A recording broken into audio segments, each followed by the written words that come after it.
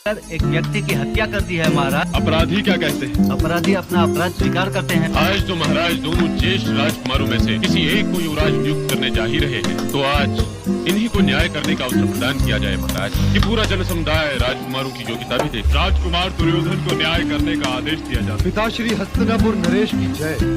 तुम्हारे विचार से इन चारों बंदियों को क्या दंड मिलना चाहिए? इसमें विचार करने की क्या आवश्यकता है महाराज? शताब्दियों से हमारे यहाँ परंपरा चली आ रही है कि हत्या करने वाले को मृत्यु दंड दिया जाता है। आदेश दिया जाता है कि इन चारों अपराधियों को क्षमा जाता है। आपने ज्येष्ठ कुंती पुत्र युधिष्ठिर को न्याय करने का अवसर प्रदान नहीं किया महाराज, परंतु न्याय तो हो चुका है। फिर भी महाराज न्याय करने का अवसर तो मिलना ही चाहिए। तो यही सही वक्त युधिष्ठिर को आज्ञा दी जाती है। ज्येष्ठ पिताश्री हस्तिनापुर नरेश की जय हो। दंड देने से पहले मैं अपराधियों का वर्ण और जाति जानना चाहता अपराधी अपनी अपनी जाति बताएं। मैं शूद्र हूँ महाराज। मैं वैश्य हूँ। मैं क्षत्रिय महाराज। मैं ब्राह्मण हूँ। न्याय के नियमों के अनुसार शूद्र अपराधी को 4 वर्ष कारागृह में बिताने का दंड दिया जाए, वैश्य को 8 वर्ष और क्षत्रिय को 16 वर्ष।